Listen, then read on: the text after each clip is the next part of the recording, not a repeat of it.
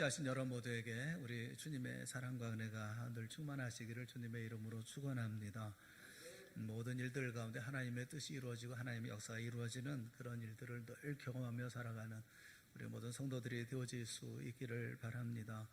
오늘 본문에 있는 말씀을 통해서 우리의 신앙생활의 그 목적 또 목표, 그리고 우리가 무엇을 중심으로 해서 신앙생활을 해야 할 것인가 하는 것에 대해서 다시 한번 우리 스스로를 점검해 보는 그런 시간이 됐으면 좋겠다는 그런 마음이 들어요.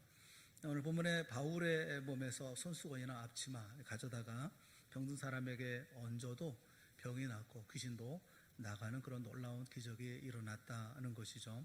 성경에는 이 기적에 관한 기사들이 여러 군데 등장합니다. 공통된 것은 그 기적들이 절대로 어떤 결과를 이루는 수단으로서 어떤 메시지를 가지고 있지 않다는 겁니다. 어떤 결과를 만들어내는 수단으로서의 기적이 우리에게 말씀해주고 있지 않다는 거예요. 홍해를 가르는 기적이라든지 또 예수님이 파도를 잔잔케 하시는 그런 기적, 또 오병이어로 5,000명을 먹이신 기적, 또 죽은 사람을 살리는 기적도 있지요. 그런데 그 기적 자체가 어떤 결과를 이루어내는 수단이었다는데 메시지가 있지 않습니다.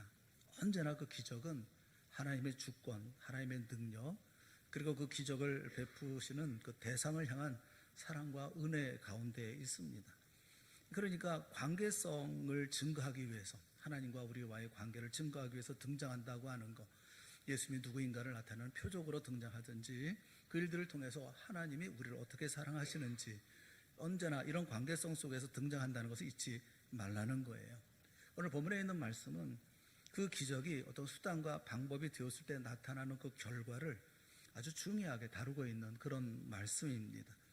이 기적이 어떤 목적을 이루고 어떤 그 욕심을 성취하는가 하는 것은 어떤 기적에 대한 목적이라든가 이런 모든 것은 나에게 있고, 그 기적을 이용하는, 기적이 이루어지는 방법이나 수단으로 하나님이 등장하는 그런 신앙의 모습을 보여주는 것이 오늘 본문의 기적 이 속에 나타나는, 이 본문에 나타나는 이 말씀 가운데 중요한 핵심인 것이죠.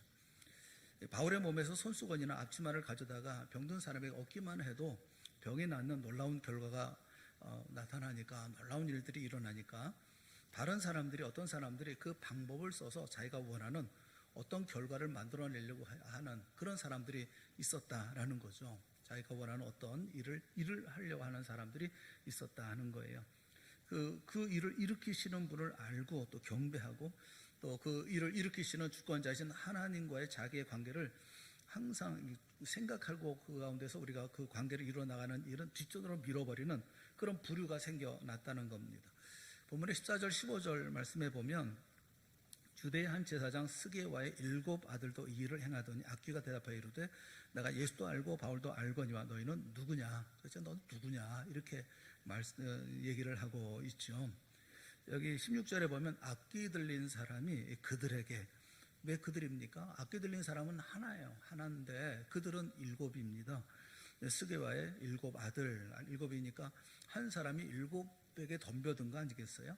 근데 눌러서 이깁니다. 7명을 눌러서 이깁니다.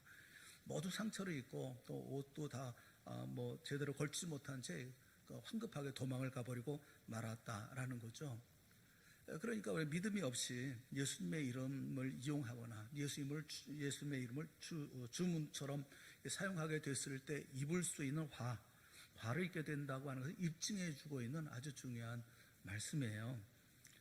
우리 신앙에 있어서 가장 큰 문제가 어떤 것이냐면 바로 이런 문제가 아닐까 하는 생각이 듭니다. 하나님을 하나님으로 섬기는 것이 아니라 하나님이 가진 능력이 필요하기 때문에, 그리고 그것을 기대하기 때문에 신앙의 모든 행위를 해나간다라는 것이죠. 그 구약에도 이런 사건이 있어요. 구약에 보면 발람이라는 선지자가 있습니다. 민수기 22장부터 24장에 보면 그 발람이라는 선지자에 대한 이야기가 있어요. 이스라엘 백성들이 애굽을 떠나온 이후에 가나안 땅에 들어가기까지 광야 생활을 합니다.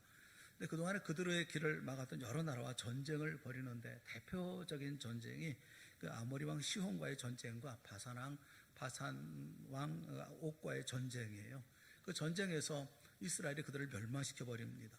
이 이야기를 들었던 그 모압의 왕이었던 발락이라는 왕이 두려워하죠.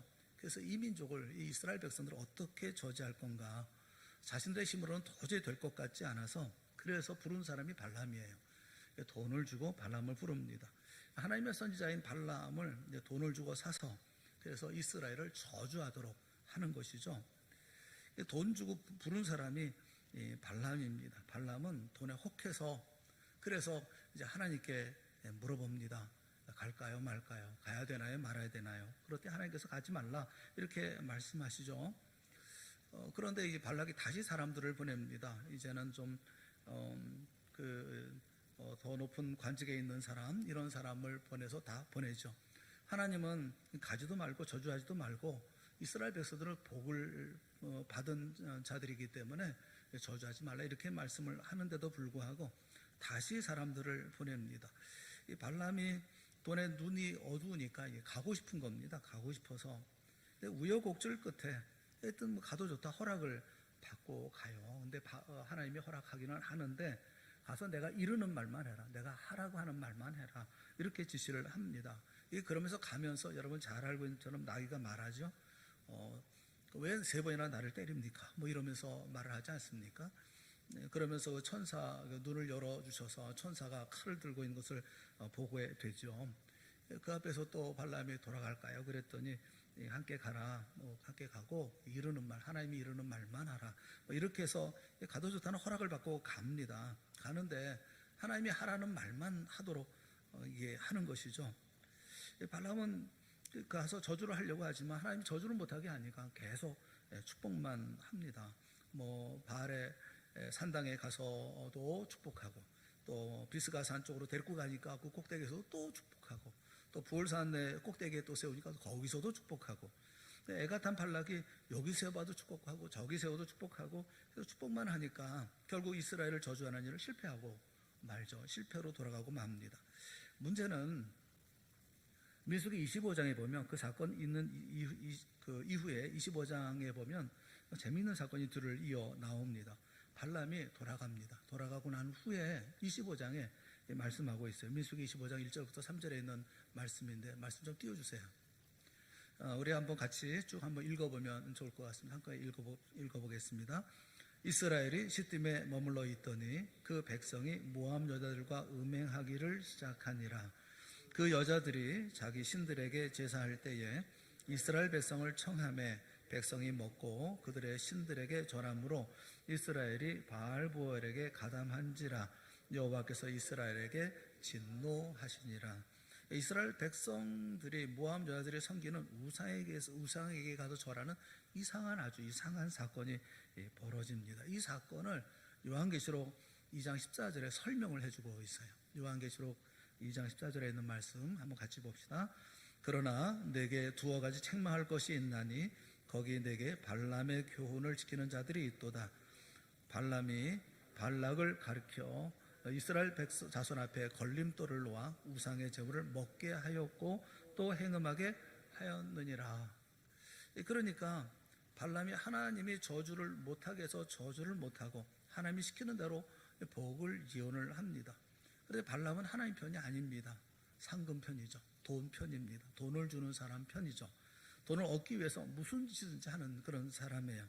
그래서 하나님이 저주를 하지 못하게 하고 그래서 저주를 못하지만 이 백성 어떻게 해서든지 넘어뜨려야 발락이 약속한 그 돈을 받을 수가 있기 때문에 자신이 꾀를 내서 이스라엘 백성들을 무너뜨리게 하는 방법을 알려주는 겁니다.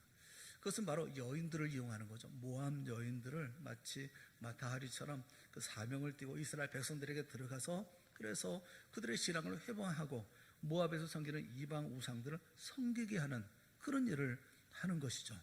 당신 나를 사랑한다면 이거는 적어도 이 정도는 해줄 수 있지 않느냐 이런 식으로 꿰어서 결국 이로 말미암아 많은 이스라엘 백성들이 하나님의 진노로 죽습니다. 하나님의 진노를 받아서 백성의 수령들이 죽임을 당하고 그 연병이 퍼집니다. 연병이 퍼져서 2만 4천 명이 죽습니다. 발람은 하나님이 누군지 압니다. 하나님이 복 주지 않으면 복을 받을 수 없다는 것도 압니다. 그런데 하나님이 어떤 분인지 알아도 그 하나님 아래로 들어가지 않아요. 하나님의 말씀대로 살려고 하지 않습니다. 야고보서 2장 19절에 보면 내가 하나님은 한 분이신 줄로 믿느냐? 잘하는도다. 귀신들도 믿고 떠느니라. 그렇게 말씀하죠. 신앙이라고 하는 것은 우리를 실제로 항복시키고 바꿔놓는 것이 되어야 되거든요. 믿음 생활이라고 하는 것은 끊임없이 자기 자신을 바꿔나가는 그런 모습이 바로 신앙의 모습이거든요. 어제의 삶과 오늘의 삶, 오늘의 삶과 내일의 삶이 계속 끊임없이 바꿔줘야 합니다. 왜 바꿔질 수밖에 없는 게 왜 그러냐면 끊임없이 말씀을 듣고 깨닫고 기도하고 주님과 함께 하니까 우리의 삶은 계속 변화되는 것이 맞는 거죠. 그렇게 변화될 수밖에 없잖아요. 그러니까 1년 전과 10년 전 나하고 좀 비교해 보면 지금 훨씬 믿음이 깊어져야 되고 또 내가 많이 변화되어지는 것이 맞죠. 신앙생활하는 사람에게는 다 그와 같아야 되는 건 아니겠어요? 그거 한번 생각해 보세요. 작년에 내 모습하고 올해 내 모습하고 또 재작년에 내 모습하고 지금하고 비교해 봤을 때 신앙생활을 언제 잘하나 라고 얘기하면 대동소이 그런 문제가 있는 거죠. 변해야죠. 달라야죠. 사람이 자라야 되는 거 아니겠어요?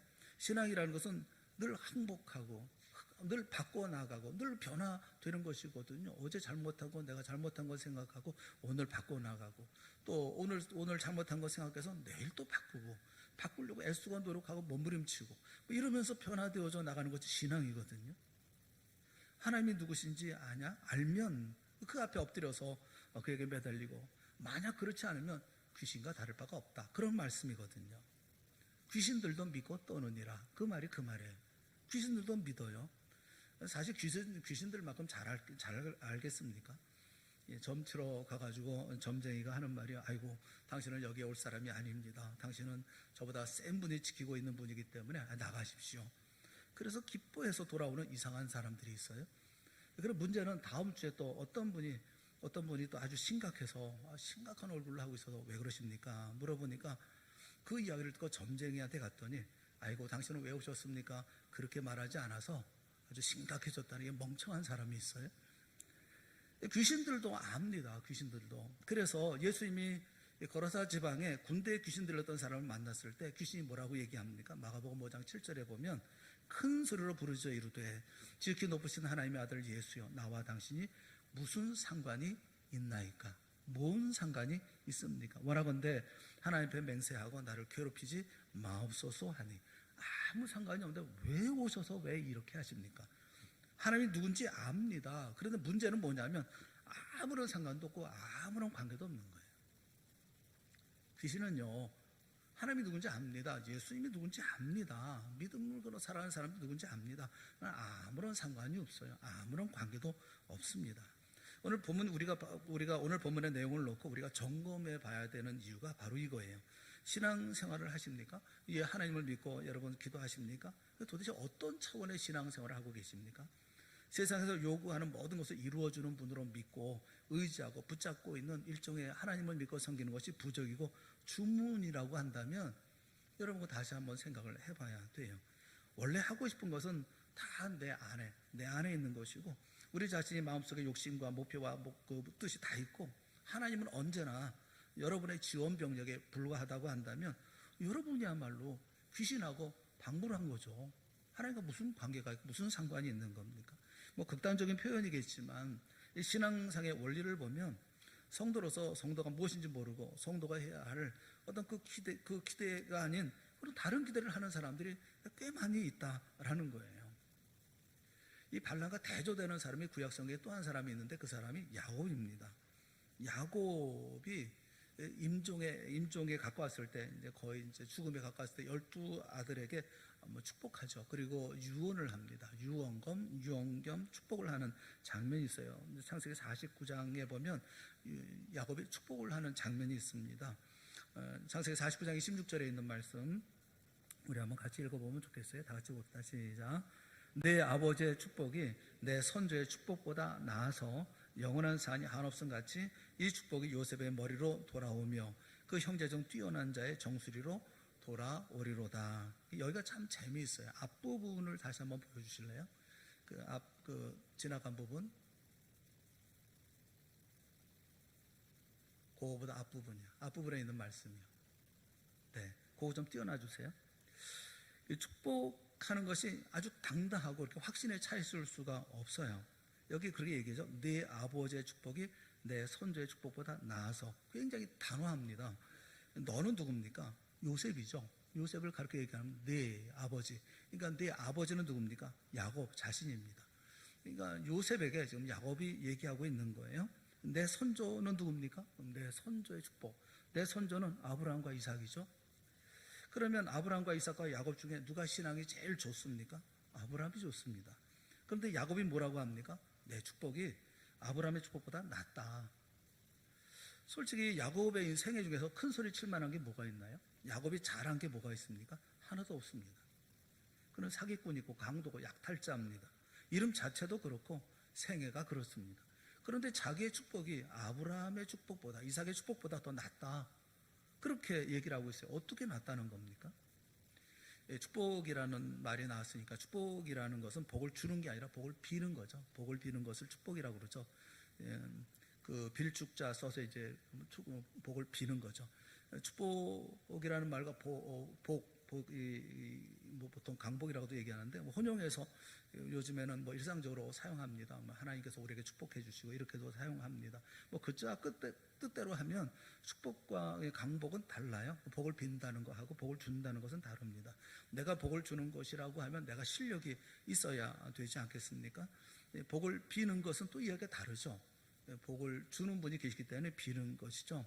그런데 이제 요즘에는 다 같이 사용합니다. 그런데 그걸 가지고 꼭 구집이 뭐 축복과 강복 다르다 뭐 이렇게 말씀하시고 또 그렇게 사용하실 수 있는 분도 계시겠지만 모든 사람이 다 그렇게 뭐 의미로 사용한다면 그것도 받아주는 그런 받아줄 줄도 알아야 되지 않을까 그런 생각도 해요.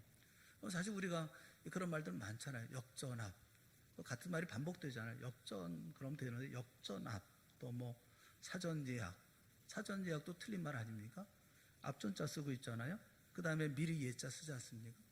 뭐 두 가지 말을 똑같이 또 쓰지 않습니까? 4월달 맞아요? 틀려요? 월이 달이 아닙니까? 4월 그런데 4월달 그냥 쓰잖아요. 따뜻한 온정 따뜻한이나 온정이나 그 무슨 말입니까? 같은 말의 반복 아니겠어요? 약순물 똑같죠. 약수 그럼 되는 것을 약순물이라고 얘기하잖아요. 뭐 요즘에는 그 병원에 가니까 뭐 이렇게 주사 맞고 그러면서 뭐 이렇게 뭐 이것저것 하면서 뭐 이렇게 뭐 하실게요 그러는데 하실게요가 무슨 말인지 모르겠어요. 무슨 말인지 아시겠어요? 하실게요? 그게 뭐예요? 무슨 말이에요? 뭐 그리고 쓰는 말 가운데 가장 뛰어난 선수 중 한 사람, 가장 뛰어난 사람은 한 사람인데 그 중에 한 사람은 또 누굽니까? 무궁화꽃. 무궁화지 무슨 무궁화꽃이 어디 있습니까? 뭐 그런 거 있잖아요. 식당에 가면 원조 할매. 원조라는 말은 으뜸 할아버지라는 말이에요. 근데 거기다 할매는 또 뭡니까? 그게 차선 위반. 차선 위반이 맞습니까? 차로 위반이 맞습니까? 차로 위반이 맞죠. 차로를 잘못 갔으니까 차로 위반이 차선 위반이 틀린 말 아닙니까? 우리는 그냥 다 써요. 그냥 그렇게 다 써요. 그러니까 이거 굳이 이렇게 나눠서 뭐 맞니 틀리니 제가 처음에 와서 축복이라는 말을 쓰니까 우리 장로님들이 기겁을 해가지고 축복이라는 말은 그렇게 쓰면 결국 성도들이 무식하다고 얘기를 합니다. 그래서 무식하든지 말든지 뭐 나는 뭐 그 장로님들 저를 위해서 하시는 말씀이고 그래서 이제 축복 강복 이렇게 나눠서 이렇게 말씀하시면 좋겠다. 전에 그렇게 배워서 뭐 이래서 말씀하시는데 다들 그렇게 하는데 우리 교회만 이거 그렇게 하나 그런 생각이 들어서 꼭 그런 것만은 아니지 않을까. 그냥 받아주면 좋겠다. 그냥 뭐 얘기하면 그대로 받아주면 좋겠다. 그런 얘기죠. 여기 축복이라는 말은 정말 이게 하나님을 비는 거예요. 야곱이 이제 하나님께 비는 겁니다. 아무튼 이렇게 복을 비는데 아브라함과 하나님의 관계보다 야곱과 하나님의 관계가 훨씬 더 돈독하다는 겁니다. 내 열조가 비는 축복보다 내가 비는 축복이 훨씬 더 돈독하다라는 거예요. 여러분 학교 선생님들을 보면 그 학교 다닐 때 공부 잘한 녀석은 졸업하고 난 다음에 다시 찾아오는 애가 없대요. 그런 학생이 없답니다. 늘 매맞는 그런 녀석들은 꼭 찾아온답니다. 왜냐하면 관계가 깊어졌기 때문에 맞아서 사랑을 더 많이 아는 거죠. 그 아이들 가운데도 보면 그렇지 않습니까? 매 맞고 매 때리고 뭐 이런 아이들이 정이 더 가고 더 깊은 사랑을 느끼는 거 아니겠어요? 똑같은 원리죠. 목사가 기억하는 사람은 뭐 죄송하지만 한심한 사람들만 기억합니다. 매주일 신방 가는 사람은 안 가면 안 되는 사람들이거든요. 속을 무던히 쏟기는 그런 사람들이죠. 평생의 기억에 남는 그 성도는 죽도록 충성한 사람도 기억에 남지만 거의 목사를 죽을 만큼 괴롭힌 사람도 뭐 기억에 남아요. 야곱에게 왜 이런 자신감이 생겼을까요? 그 야곱은 한 번도 하나님 마음에 들게 해본 적이 없는 사람이기 때문에 그렇습니다. 그러니까 하나님과 자기와의 관계는 내가 실력이 있어서 맺은 관계가 아니라는 거예요. 하나님의 은혜와 자비와 사랑 속에 맺어진 관계라는 겁니다. 너무나 잘하는 거죠, 그거를. 그의 생애 모든 사건 속에서 언제나 야곱은 매맞을 짓만 합니다. 그런데 하나님은 단 한 번도 그런 글을 놓아본 적이 없어요. 자기가 하나님 앞에 늘 잘못했을 때도 하나님이 자기 편이었는데 자기가 하나님의 편을 들면 얼마나 더 자기 편이겠느냐. 이거 야곱보다 더 잘하는 사람은 없는 거예요. 이게 야곱의 확신이죠. 하나님은 내가 비는 복을 축복하는 것을 반드시 들어주신다. 내 열조들이 뭐 아브라함이 기도하고 뭐 이삭이, 내 아버지 이삭이 기도하는 것보다 내가 기도하면 하나님께서 훨씬 더 기뻐하시고 내 기도를 정말 잘 들어주실 거야. 하나님과 나와는 이렇게 영적으로 그냥 꽉 이렇게 묶여있는, 아주 혈연 관계처럼 꽉 묶여있는 그런 관계이기 때문에 하나님과 어떤 관계냐, 이게 중요한 거예요. 그래서 귀신은 하나님과 아무런 상관이 없습니다. 아무런 관계가 없어요. 야곱은 이런 끈끈한 관계가 자신과 하나님과의 관계라는 것을 압니다.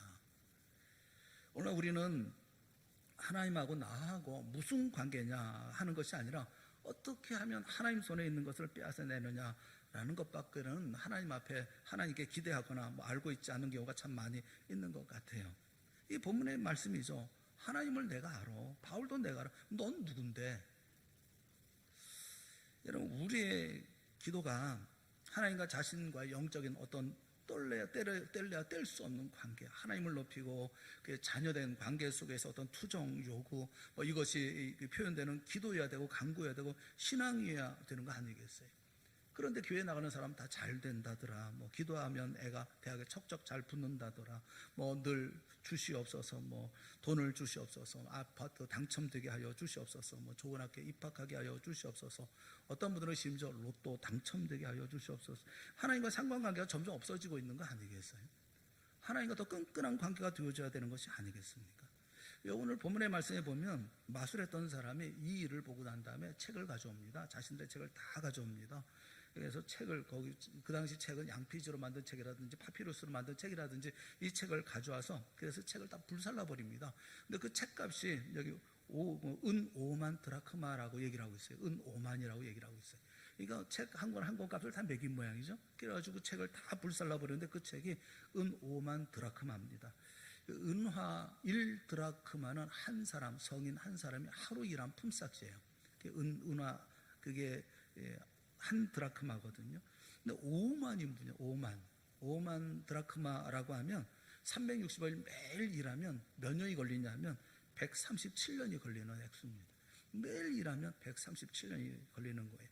이게 137년이 걸릴 만큼의 그런 한 사람이 일했을 때 그만한 이 쓸데없는 책들이 그렇게 많이 있었다는 거예요. 세상에 그렇게 많은 책들이 있는데 그런 사람들이 여전히 쓸데없는 짓을 하고 다니는 거잖아요. 바울로 말미암아 또 예수 그리스도로 말미암아 병이 나는 것을 보고 자신들이 그 예수님의 이름을 빙자해서 넣어가지고 얘기하고 뭐 이러면서 뭘 하는 쓸데없는 일들이 세상에 엄청나게 많은 거예요. 헛된 일이죠. 헛된 일들이 얼마나 많이 있습니까? 그런데 거기다가 우리가 또 보태서 헛된 삶을 살면 되겠나요? 믿음의 사람들이 그렇게 살면 안 되는 거 아니겠어요? 고린도후서 12장 7절부터 9절에 있는 말씀을 우리 같이 한번 읽어봅시다. 다 같이 시작. 여러 계시를 받은 것이 지극히 크므로 너무 자만하지 않게 하시려고 내 육체의 가시 곧 사단의 사자를 주셨으니 이는 나를 쳐서 너무 자만하지 않게 하려 하심이라. 이것이 내게서 떠나가게 하기 위하여 내가 3번 주께 간구하였더니 나에게 이르시기를 내 은혜가 내게 족하도다. 이는 내 능력이 약한 데서 온전하여짐이라 하신지라. 그러므로 도리어 크게 기뻐함으로 나의 여러 약한 것들에 대하여 자랑하리니 이런 그리스도의 능력이 내게 머물게 하려 함이라. 아멘. 그리스도의 능력이 내게 머물게 하려 한다고 하는 것은 다른 표현으로 얘기하면 그리스도께서 내 안에 머물게 하려 한다라는 거예요. 그리스도의 어떤 능력을 내가 잡고 있는 자가 되는 것이 아니라 그리스도가 내 안에 있게 하려고 한다라는 겁니다. 주님의 답도 분명하게 이런 대답을 하고 있어요. 사도 바울은 주를 위해서 열심히 있고 또 복음을 위해서 목숨을 내건 사람입니다. 그런 그에게 치명적인 약점이 있었다는 거예요. 무엇인지는 확실하지 않습니다. 어떤 학자들은 안질이라고도 하고 어떤 학자들은 또 간질병이라고도 얘기합니다. 간질병일 가능성이 많지 않을까 그런 생각이 들어요. 그것이 아닌다 할지라도 거기 버금가는 어떤 병이 있었고 약점이 있었던 것 같습니다. 본문에서 보는 것처럼 앞치마나 손수건만 갖다 놔도 병자가 낫고 귀신이 물러가는데 자신은 간질병 환자예요. 설교를 하거나 복음을 전하다가 발작을 하고 사람들이 얼마나 바울을 보면서 꼭 우습습니까? 그리고 그가 전한 말에 반신반의하지 않겠습니까? 시쳇말로 너나 잘하세요, 너나 고치세요, 그렇지 않겠어요? 그래서 바울이 3번이나 간절히 기도했다는 겁니다. 간절하게 정말 목숨 걸고 기도했다는 거예요. 그런데 주님이 뭐라고 말씀합니까? 내 은혜가 내게 족하다. 이는 내 능력이 약한 데서 온전하여 짐이라. 이렇게 말씀하셨다는 겁니다. 내 능력이, 주님의 능력이 약한 데서 온전하여 진다. 바울이 그래서 기뻐하기로 했다는 겁니다. 왜냐하면 내가 약할 그때가 그리스도의 능력이 내 안에 머물게 하는 것이기 때문에 기뻐한다는 거예요. 여러분, 우리는 약해야 주님을 찾잖아요. 능력과 방법을 내 손에 잡고 있다고 한다면 능력이 있고 내가 어떤 방법이 있고 그러면 내 뜻과 내 욕심에 따라 사용하게 되지 주님을 찾게 되지는 않겠죠. 대부분의 성도들이 그런 것처럼 우리가 처음 예수 믿은 것도 사실 어떤 좌절이라든가 절망이라든가 고통 때문에 나온 거 아닙니까? 그거 해결하려고 나온 것 아니겠어요? 근데 결국 그것 때문에 주님 만나는 거잖아요. 주님의 은혜롭고 복된 초청인 것이죠. 사도 바울은 그 능력이 사용되어지되 주를 아는 것으로, 주와 함께하는 것으로 사용되기를 소원하는 거예요. 주님이 우리를 찾아오셔서 우리에게 복음을 주시고 우리의 기도에 응답하셔서 형통한 길을 주시고 어떤 복을 주셨다고 한다면 그 모든 것은 다 궁극적으로, 원칙적이고 근본적으로, 핵심적으로 하나님과 언제나 화목하게 하려고 하는데 그 근본적인 목표가 있는 것이라는 겁니다. 고린도후서 5장 18절 말씀에 보면 모든 것이 하나님께로서 났으며 그가 그리스도로 말미암아 우리를 자기와 화목하게 하시고 또 우리에게 화목하게 하는 직책을 주셨으니, 그렇게 말씀을 해요. 하나님이 예수 그리스도를 보내신 것은 우리를 병에서 고치기 위해 건져주심도 아니고 가난과 슬픔과 근심을 해결하기 위함도 아니에요. 이런 문제들은 하나님과 화목하면 자연스럽게 해결되는 일이에요. 이런 모든 문제는 하나님과만 화목하면 다 그냥 이루어지는 거예요. 하나님이 계신 곳에는 슬픔이나 사망이나 죽는 것 없습니다. 하나님이 계신 곳에 무슨 슬픔이 있고 거기에 무슨 눈물이 있고 거기에 사망이 있고 어디 거기에 어떤 고통이나 괴로움이 있겠어요? 배고픔이 있습니까? 하나님이 계시는 곳에는 기쁨과 영광과 찬송만 있을 뿐인 거예요. 그래서 하나님과 함께 있는 것을 근본적인 목표로 삼으셔야 돼요. 우리가 항상 우리의 삶에서 어려운 문제도 있어, 힘든 일들도 있고 그래요. 하지만 그런 문제가 우리 신앙생활의 유일한 목표가 되거나 그것을 해결하는데 주님을 사용하거나 하는 것은 아니라는 말입니다. 하나님과의 화목한 자리 가운데 나아가면 그러면 그 모든 문제가 해결되어지는 거예요. 그거 위해서 예수님께서 오셨고 그래서 우리를 위해서 돌아가셨다고 말씀하고 있는 것입니다. 왜 오늘날 기독교가, 우리 믿는 사람들이 이렇게 힘이 없습니까? 왜 성도들에게 이토록 감사가 없고 자랑이 없고 승리가 없습니까? 신앙적인 싸움 안 하니까요. 자신 안에서 싸움을 안 하니까, 안 싸우니까요.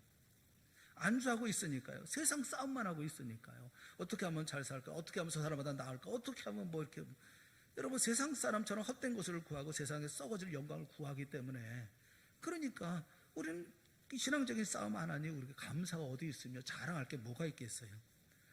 신자의 기쁨을 누리지 못하는 것은 마치 옛날에 그런 거 있었잖아요. 양반들이 테니스 치는 사람 보고 아니 종들이나 시키지 채통 없이 양반이 뭐하고 있냐고 그랬다고 그러지 않습니까?